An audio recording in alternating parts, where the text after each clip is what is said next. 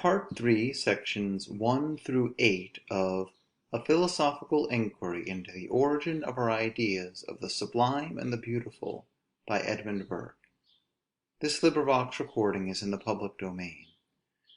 A Philosophical Inquiry into the Origin of our Ideas of the Sublime and the Beautiful, by Edmund Burke. Part 3, section 1, of Beauty. It is my design to consider beauty as distinguished from the sublime, and in the course of the inquiry to examine how far it is consistent with it.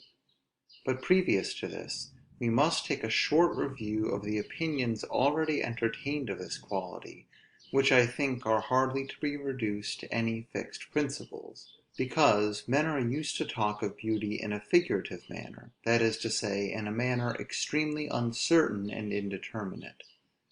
By beauty, I mean that quality, or those qualities in bodies, by which they cause love, or some passion similar to it.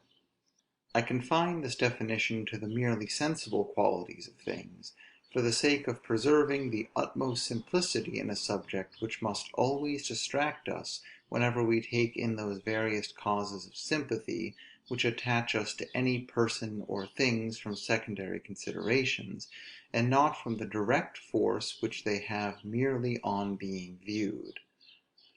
I likewise distinguish love, by which I mean that satisfaction which arises to the mind upon contemplating anything beautiful, of whatsoever nature it may be, from desire or lust, which is an energy of the mind that hurries us on to the possession of certain objects, that do not affect us as they are beautiful, but by means altogether different. We shall have a strong desire for a woman of no remarkable beauty, whilst the greatest beauty in men, or in other animals, though it causes love, yet excites nothing at all of desire; which shows that beauty, and the passion caused by beauty, which I call love, is different from desire, though desire may sometimes operate along with it. But it is to this latter that we must attribute those violent and tempestuous passions, and the consequent emotions of the body, which attend what is called love in some of its ordinary acceptations, and not to the effects of beauty merely as it is such. Section 2. Proportion not the cause of beauty in vegetables. Beauty hath usually been said to consist in certain proportions of parts. On considering the matter, I have great reason to doubt whether beauty be at all an idea belonging to proportion. Proportion relates almost wholly to convenience, as every idea of order seems to do; and it must therefore be considered as a creature of the understanding, rather than a primary cause acting on the senses and imagination.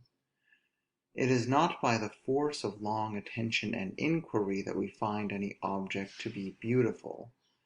Beauty demands no assistance from our reasoning; even the will is unconcerned.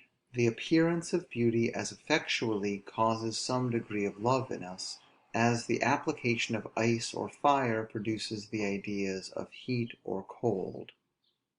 To gain something like a satisfactory conclusion in this point, it were well to examine what proportion is, since several who make use of that word do not always seem to understand very clearly the force of the term, nor to have very distinct ideas concerning the thing itself.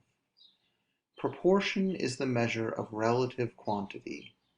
Since all quantity is divisible, it is evident that every distinct part into which any quantity is divided must bear some relation to the other parts, or to the whole. These relations give an origin to the idea of proportion; they are discovered by mensuration, and they are the objects of mathematical inquiry. But whether any part of any determinate quantity be a fourth, a fifth, or a sixth, or a moiety of the whole, or whether it be of equal length with any other part, or double its length, or but one half, is a matter merely indifferent to the mind. It stands neuter in the question; and it is from this absolute indifference and tranquillity of the mind that mathematical speculations derive some of their most considerable advantages. Because there is nothing to interest the imagination, because the judgment sits free and unbiased to examine the point.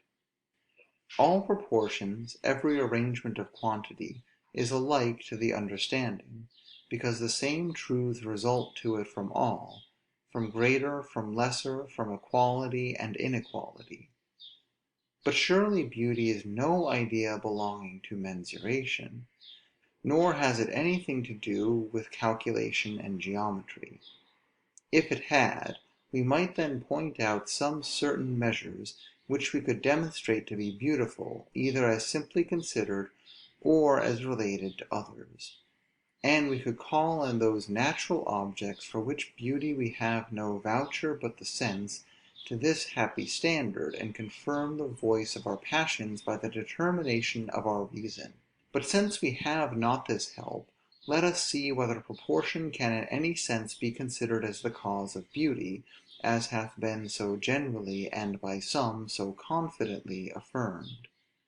If proportion be one of the constituents of beauty, it must derive that power either from some natural properties inherent in certain measures, which operate mechanically, from the operation of custom, or from the fitness which some measures have to answer some particular ends of conveniency. Our business, therefore, is to inquire whether the parts of those objects, which are found beautiful in the vegetable or animal kingdoms, are constantly so formed according to such certain measures, as may serve to satisfy us that their beauty results from those measures, on the principle of a natural mechanical cause, or from custom, or, in fine, from their fitness for any determinate purposes. I intend to examine this point under each of these heads in their order. But before I proceed further, I hope it will not be thought amiss if I lay down the rules which governed me in this inquiry, and which have misled me in it, if I have gone astray. 1. If two bodies produce the same or a similar effect on the mind, and on examination they are found to agree in some of their properties, and to differ in others, the common effect is to be attributed to the properties in which they agree, and not to those in which they differ. 2. Not to account for the effect of a natural object from the effect of an artificial object. 3. Not to account for the effect of any natural object from a conclusion of our reason concerning its uses, if a natural cause may be assigned. 4. Not to admit any determinate quantity, or any relation of quantity, as the cause of a certain effect, if the effect is produced by different or opposite measures and relations, or if these measures and relations may exist, and yet the effect may not be produced. These are the rules which I have chiefly followed, whilst I examined into the power of proportion considered as a natural cause; and these, if he thinks them just, I request the reader to carry with him throughout the following discussion, whilst we inquire in the first place, in what things we find this quality of beauty; next, to see whether in these we can find any assignable proportions in such a manner as ought to convince us that our idea of beauty results from them. We shall consider this pleasing power as it appears in vegetables, in the inferior animals, and in man. Turning our eyes to the vegetable creation, we find nothing there so beautiful as flowers. But flowers are almost of every sort of shape, and of every sort of disposition. They are turned and fashioned into an infinite variety of forms, and from these forms botanists have given them their names, which are almost as various. What proportion do we discover between the stalks and the leaves of flowers, or between the leaves and the pistils? How does the slender stalk of the rose agree with the bulky head under which it bends? But the rose is a beautiful flower, and can we undertake to say that it does not owe a great deal of its beauty even to that disproportion? The rose is a large flower, yet it grows upon a small shrub. The flower of the apple is very small, and grows upon a large tree; yet the rose and the apple blossom are both beautiful, and the plants that bear them are most engagingly attired, notwithstanding this disproportion. What by general consent is allowed to be a more beautiful object than the orange tree, nourishing at once with its leaves, its blossoms, and its fruit? But it is in vain that we search for any proportion between the height, the breadth, or anything else concerning the dimensions of the whole, or concerning the relation of the particular parts to each other. I grant that we may observe in many flowers something of a regular figure, and of a methodical disposition of the leaves. The rose has such a figure and such a disposition of its petals, but in an oblique view, when this figure is in a good measure lost, and the order of the leaves confounded, it yet retains its beauty. The rose is even more beautiful before it is full blown, in the bud, before this exact figure is formed; and this is not the only instance wherein method and exactness, the soul of proportion, are found rather prejudicial than serviceable to the cause of beauty. SECTION III. PROPORTION not the cause of beauty in animals. That proportion has but a small share in the formation of beauty is full as evident among animals. Here the greatest variety of shapes and dispositions of parts are well fitted to excite this idea. The swan, confessedly a beautiful bird, has a neck longer than the rest of his body, and but a very short tail. Is this a beautiful proportion? We must allow that it is. But then what shall we say to the peacock, who has comparatively but a short neck, with a tail longer than the neck and the rest of the body taken together? How many birds are there that vary infinitely from each of these standards, and from every other which you can fix, with proportions different, and often directly opposite to each other? And yet many of these birds are extremely beautiful.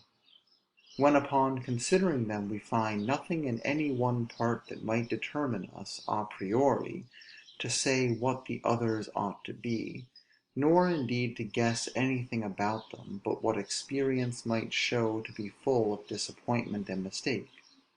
And with regard to the colors either of birds or flowers, for there is something similar in the coloring of both, whether they are considered in their extension or gradation, there is nothing of proportion to be observed. Some are of but one single color; others have all the colors of the rainbow; some are of the primary colors; others are of the mixed. In short, an attentive observer may soon conclude that there is as little of proportion in the coloring as in the shapes of these objects. Turn next to beasts. Examine the head of a beautiful horse; find what proportion that bears to his body and to his limbs, and what relation these have to each other; and when you have settled these proportions as a standard of beauty, then take a dog or cat, or any other animal, and examine how far the same proportions between their heads and their necks, between those and the body, and so on, are found to hold. I think we may safely say that they differ in every species, yet that there are individuals found in a great many species so differing, that have a very striking beauty. Now, if it be allowed that very different and even contrary forms and dispositions are consistent with beauty, it amounts, I believe, to a concession that no certain measures, operating from a natural principle, are necessary to produce it, at least so far as the brute species is concerned. SECTION IV. PROPORTION not the cause of beauty in the human species. There are some parts of the human body that are observed to hold certain proportions to each other; but before it can be proved that the efficient cause of beauty lies in these, it must be shown that wherever these are found exact, the person to whom they belong is beautiful; I mean in the effect produced on the view, either of any member distinctly considered, or of the whole body together. It must be likewise shown that these parts stand in such a relation to each other that the comparison between them may be easily made, and that the affection of the mind may naturally result from it.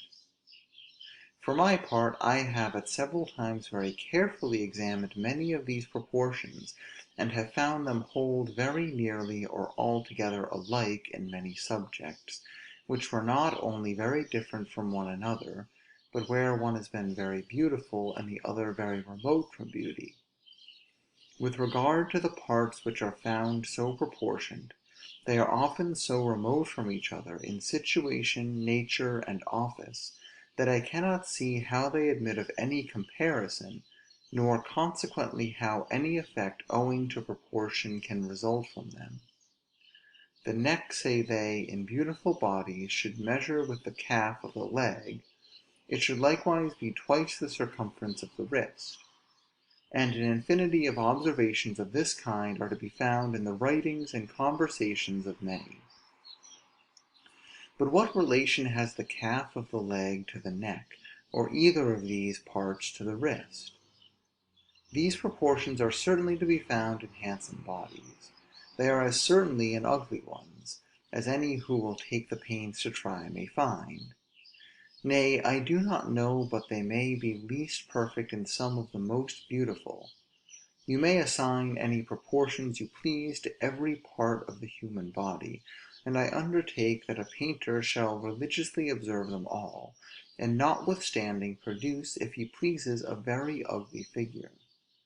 The same painter shall considerably deviate from these proportions, and produce a very beautiful one; and indeed it may be observed in the masterpieces of the ancient and modern statuary, that several of them differ very widely from the proportions of others, in parts very conspicuous and of great consideration; and that they differ no less from the proportions we find in living men, of forms extremely striking and agreeable. And after all, how are the partisans of proportional beauty agreed amongst themselves about the proportions of the human body? Some hold it to be 7 heads, some make it 8, whilst others extend it even to 10; a vast difference in such a small number of divisions. Others take other methods of estimating the proportions, and all with equal success. But are these proportions exactly the same in all handsome men? Or are they at all the proportions found in beautiful women? Nobody will say that they are; yet both sexes are undoubtedly capable of beauty, and the female of the greatest; which advantage I believe will hardly be attributed to the superior exactness of proportion in the fair sex. Let us rest a moment on this point, and consider how much difference there is between the measures that prevail in many similar parts of the body in the two sexes of this single species only. If you assign any determinate proportions to the limbs of a man, and if you limit human beauty to these proportions, when you find a woman who differs in the make and measure of almost every part, you must conclude her not to be beautiful, in spite of the suggestions of your imagination; or, in obedience to your imagination, you must renounce your rules, you must lay by the scale and compass, and look out for some other cause of beauty. For if beauty be attached to certain measures which operate from a principle in nature, why should similar parts with different measures of proportion be found to have beauty, and this too in the very same species? But to open our view a little, it is worth observing that almost all animals have parts of very much the same nature, and destined nearly to the same purposes; a head, neck, body, feet, eyes, ears, nose, and mouth. Yet Providence, to provide in the best manner for their several wants, and to display the riches of his wisdom and goodness in his creation, has worked out of these few and similar organs and members a diversity hardly short of infinite in their disposition, measures, and relation. But, as we have before observed, amidst this infinite diversity, one particular is common to many species; several of the individuals which compose them are capable of affecting us with a sense of loveliness; and whilst they agree in producing this effect, they differ extremely in the relative measures of those parts which have produced it. These considerations were sufficient to induce me to reject the notion of any particular proportions that operated by nature to produce a pleasing effect. But those who will agree with me in regard to a particular proportion are strongly prepossessed in favor of one more indefinite. They imagine that although beauty in general is annexed to no certain measures common to the several kinds of pleasing plants and animals, yet that there is a certain proportion in each species absolutely essential to the beauty of that particular kind. If we consider the animal world in general, we find beauty confined to no certain measures; but as some peculiar measure and relation of parts is what distinguishes each peculiar class of animals, it must of necessity be, that the beautiful in each kind will be found in the measures and proportions of that kind; for otherwise it would deviate from its proper species, and become in some sort monstrous.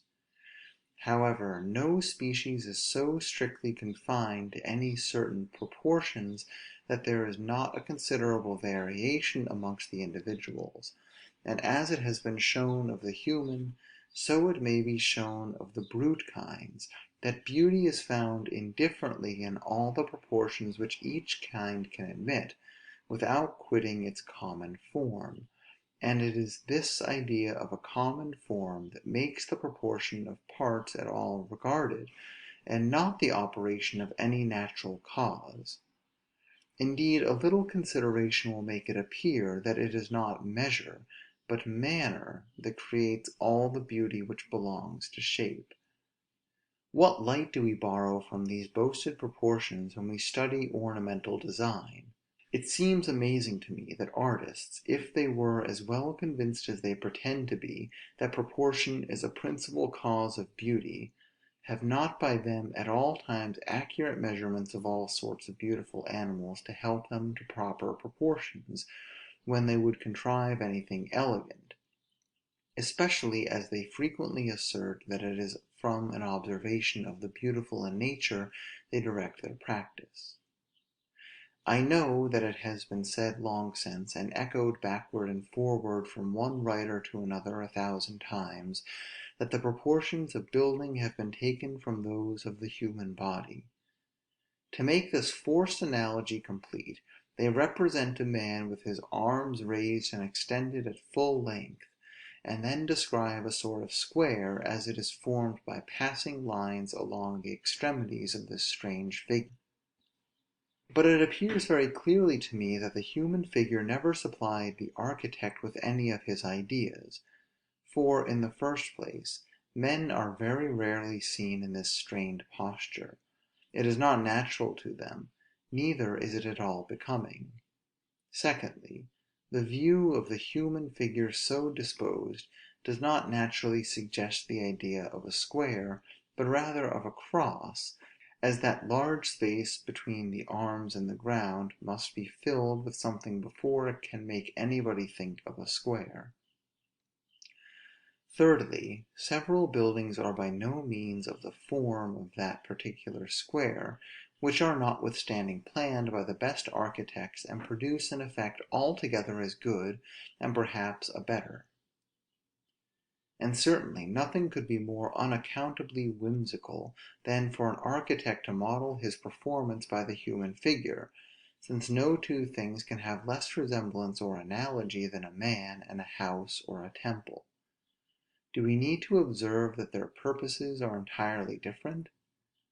What I am apt to suspect is this, that these analogies were devised to give a credit to the works of art, by showing a conformity between them and the noblest works in nature; not that the latter served at all to supply hints for the perfection of the former.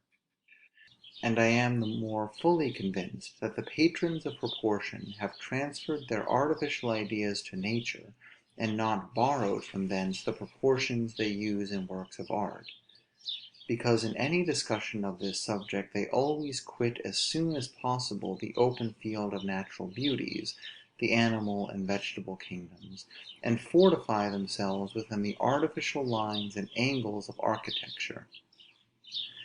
From there is in mankind an unfortunate propensity to make themselves, their views, and their works the measure of excellence in everything whatsoever. Therefore, having observed that their dwellings were most commodious and firm, when they were thrown into regular figures with parts answerable to each other, they transferred these ideas to their gardens, and turned their trees into pillars, pyramids, and obelisks. They formed their hedges into so many green walls, and fashioned their walks into squares, triangles, and other mathematical figures, with exactness and symmetry, and they thought, if they were not imitating, they were at least improving nature, and teaching her to know her business. But nature has at last escaped from their discipline and their fetters; and our gardens, if nothing else, declare, we begin to feel, that mathematical ideas are not the true measures of beauty. And surely they are as full as little so in the animal and vegetable world. For is it not extraordinary that in these fine descriptive pieces, these innumerable odes and elegies which are in the mouths of all the world, and many of which have been the entertainment of ages, that in these pieces which describe love with such a passionate energy, and represent its object in such an infinite variety of lights, not one word is said of proportion, if it be, what some insist it is, the principal component of beauty; whilst at the same time several other qualities are very frequently and warmly mentioned? But if proportion has not this power, it may appear odd how men came originally to be so prepossessed in its favor. It arose, I imagine, from the fondness I have just mentioned, which men bear so remarkably to their own works and notions. It arose from false reasonings on the effects of the customary figure of animals. It arose from the Platonic theory of fitness and aptitude. For which reason, in the next section, I shall consider the effects of custom in the figure of animals, and afterwards the idea of fitness, since if proportion does not operate by a natural power attending some measures, it must be either by custom or the idea of utility. There is no other way. Section 5. Proportion further considered. If I am not mistaken, a great deal of the prejudice in favor of proportion has arisen, not so much from the observation of any certain measures found in beautiful bodies, as from a wrong idea of the relation which deformity bears to beauty, to which it has been considered as the opposite. On this principle it was concluded, that where the causes of deformity were removed, beauty must naturally and necessarily be introduced. This, I believe, is a mistake; for deformity is opposed not to beauty, but to the complete common form. If one of the legs of a man is found shorter than the other, the man is deformed, because there is something wanting to complete the whole idea we form of a man; and this has the same effect of natural faults as maiming and mutilation produce from accidents. So if the back be humped, the man is deformed, because his back has an unusual figure, and what carries with it the idea of some disease or misfortune. So if a man's neck be considerably longer or shorter than usual, we say he is deformed in that part, because men are not commonly made in that manner. But surely every hour's experience may convince us that a man may have his legs of an equal length, and resembling each other in all respects, and his neck of a just size, and his back quite straight, without having at the same time the least perceivable beauty. Indeed, beauty is so far from belonging to the idea of custom, that in reality what affects us in that manner is extremely rare and uncommon. The beautiful strikes us as much by its novelty as the deformed itself. It is thus in those species of animals with which we are acquainted; and if one of a new species were represented, we should by no means wait until custom had settled an idea of proportion before we decided concerning its beauty or ugliness; which shows that the general idea of beauty can be no more owing to customary than to natural proportion. Deformity arises from the want of the common proportions, but the necessary result of their existence in any object is not beauty. If we suppose proportion in natural things to be relative to custom and use, the nature of use and custom will show that beauty, which is a positive and powerful quality, cannot result from it. We are so wonderfully formed that whilst we are creatures vehemently desirous of novelty, we are as strongly attached to habit and custom. But it is not the nature of things which hold us by custom to affect us very little whilst we are in possession of them, but strongly when they are absent. I remember to have frequented a certain place every day for a long time together, and I may truly say that, so far from finding pleasure in it, it was affected with a sort of weariness and disgust. I came, I went, I returned without pleasure. Yet if by any means I passed by the usual time of my going thither, I was remarkably uneasy, and was not quiet till I had got into my old track.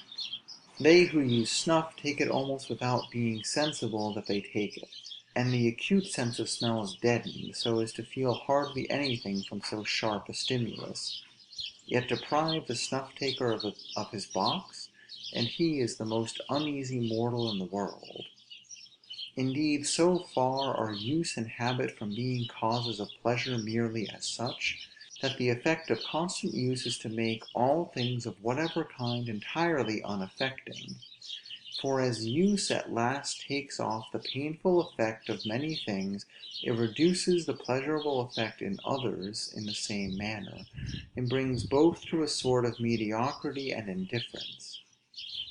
Very justly is use called a second nature, and our natural and common state is one of absolute indifference, equally prepared for pain or pleasure. But when we are thrown out of this state, or deprived of anything requisite to maintain us in it, when this chance does not happen by pleasure from some mechanical cause, we are always hurt. It is so with the second nature, custom, and all things which relate to it. Thus the want of the usual proportions in men and other animals is sure to disgust, though their presence is by no means any cause of real pleasure. It is true that the proportions laid down as causes of beauty in the human body are frequently found in beautiful ones, because they are generally found in all mankind. But if it can be shown too that they are found without beauty, and that beauty frequently exists without them, and that this beauty, where it exists, always can be assigned to other less equivocal causes, it will naturally lead us to conclude that proportion and beauty are not ideas of the same nature. The true opposite to beauty is not disproportion or deformity, but ugliness. And as it proceeds from causes opposite to those of positive beauty, we cannot consider it until we come to treat of that. Between beauty and ugliness there is a sort of mediocrity, in which the assigned proportions are most commonly found, but this has no effect upon the passions. SECTION 6. Fitness not the cause of beauty. It is said that the idea of utility, or of a part's being well adapted to answer its end, is the cause of beauty, or indeed beauty itself. If it were not for this opinion, it had been impossible for the doctrine of proportion to have held its ground very long. The world would be soon weary of hearing of measures which related to nothing, either of a natural principle or of a fitness to answer some end. The idea which mankind most commonly conceive of proportion is the suitableness of means to certain ends, and, where this is not the question, very seldom trouble themselves about the effect of different measures of things. Therefore it was necessary for this theory to insist that not only artificial but natural objects took their beauty from the fitness of the parts for their several purposes.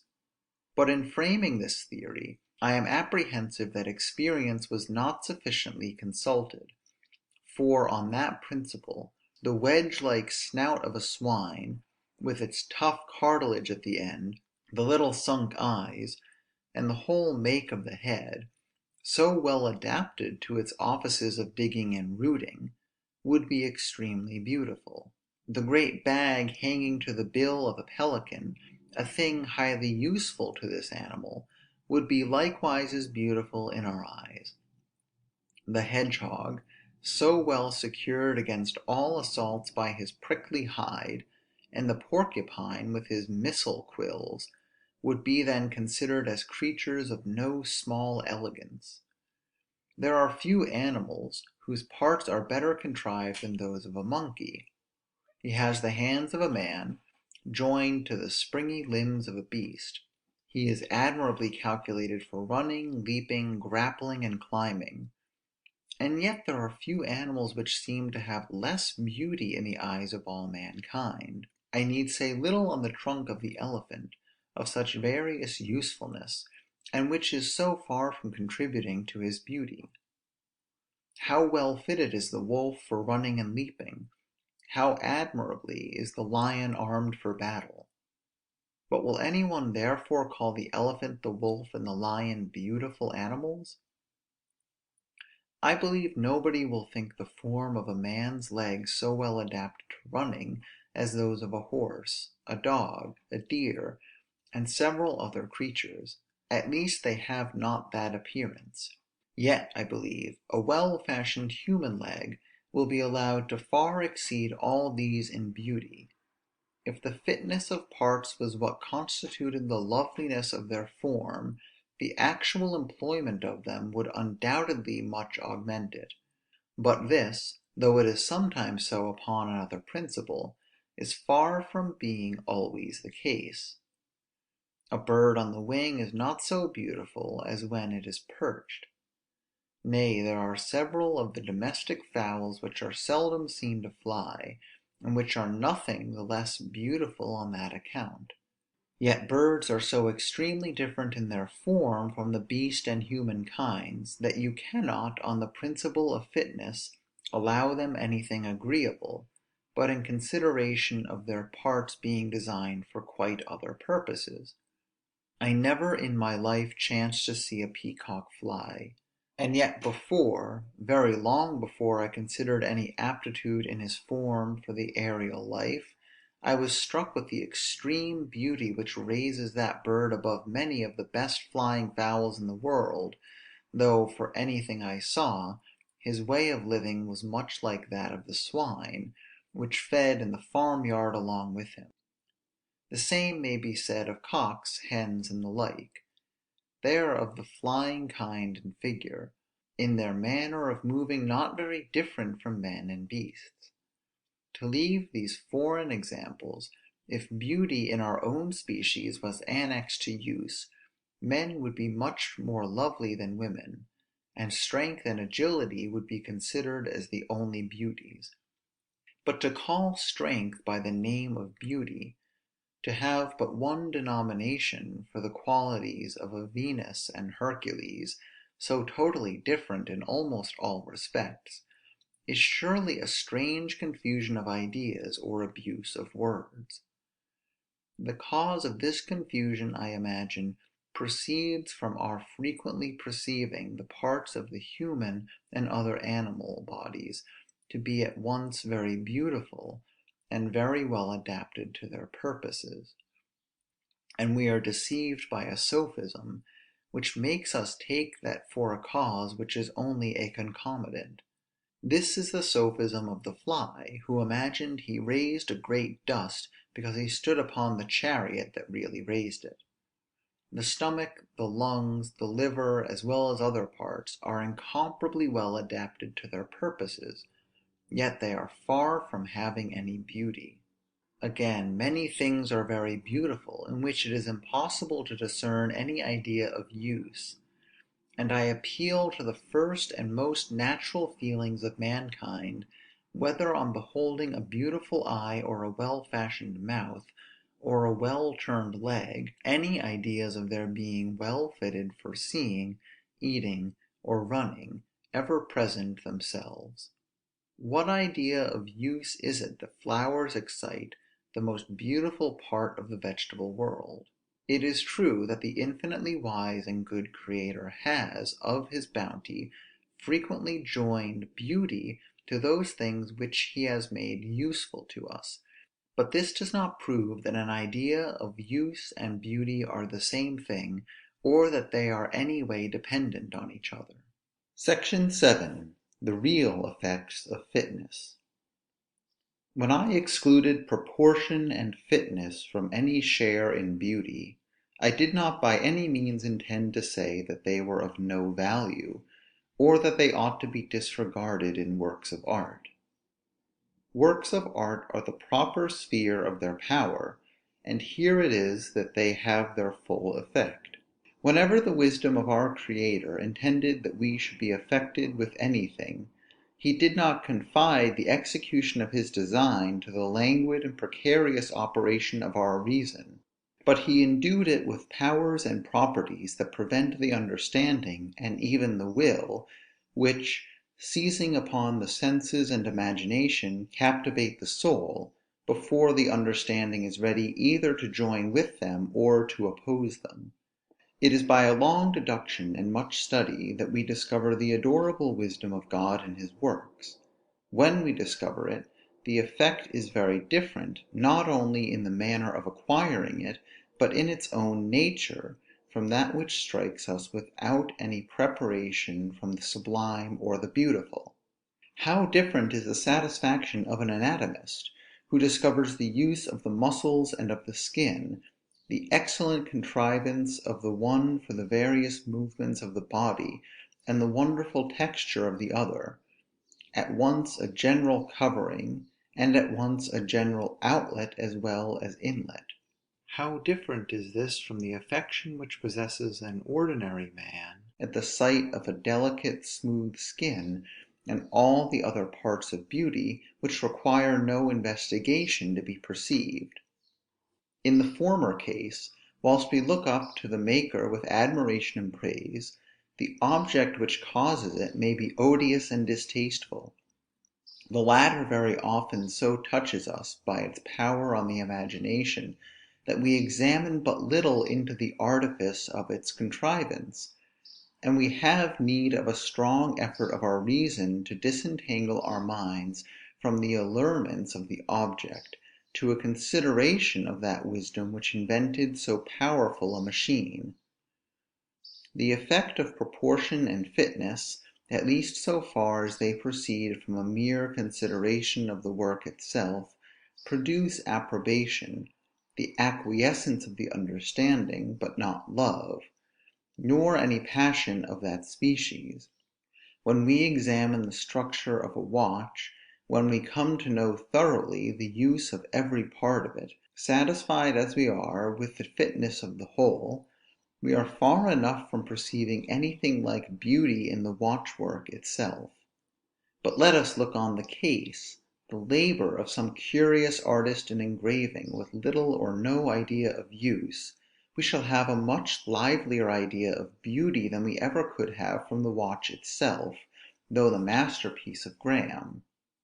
In beauty, as I said, the effect is previous to any knowledge of the use; but to judge of proportion, we must know the end for which any work is designed. According to the end the proportion varies. Thus there is one proportion of a tower, another of a house; one proportion of a gallery, another of a hall; another of a chamber. To judge of the proportions of these, you must be first acquainted with the purposes for which they were designed. Good sense and experience acting together find out what is fit to be done in every work of art. We are rational creatures, and in all our works we ought to regard their end and purpose. The gratification of any passion, how innocent soever, ought only to be of secondary consideration. Herein is placed the real power of fitness and proportion. They operate on the understanding considering them, which approves the work and acquiesces in it. The passions, and the imagination which principally raises them, have here very little to do. When a room appears in its original nakedness, bare walls and a plain ceiling, let its proportions be ever so excellent, it pleases very little. A cold approbation is the utmost we can reach. A much worse proportioned room, with elegant mouldings and fine festoons, glasses, and other merely ornamental furniture, will make the imagination revolt against the reason. It will please much more than the naked proportion of the first room, which the understanding has so much approved, as admirably fitted for its purposes. What I have here said and before concerning proportion, is by no means to persuade people absurdly to neglect the idea of use in the works of art. It is only to show that these excellent things, beauty and proportion, are not the same, not that they should either of them be disregarded. SECTION VIII. THE RECAPITULATION. On the whole, if such parts in human bodies as are found proportioned were likewise constantly found beautiful, as they certainly are not, or if they were so situated as that a pleasure might flow from the comparison, which they seldom are, or if any assignable proportion were found, either in plants or animals, which were always attended with beauty, which never was the case, or if, where parts were well adapted to their purposes, they were constantly beautiful, and when no use appeared there was no beauty, which is contrary to all experience, we might conclude that beauty consisted in proportion or utility; but since in all respects the case is quite otherwise, we may be satisfied that beauty does not depend on these, let it owe its origin to what else it will. Part III, sections 1 through 8 of A Philosophical Inquiry into the Origin of our Ideas of the Sublime and the Beautiful, by Edmund Burke.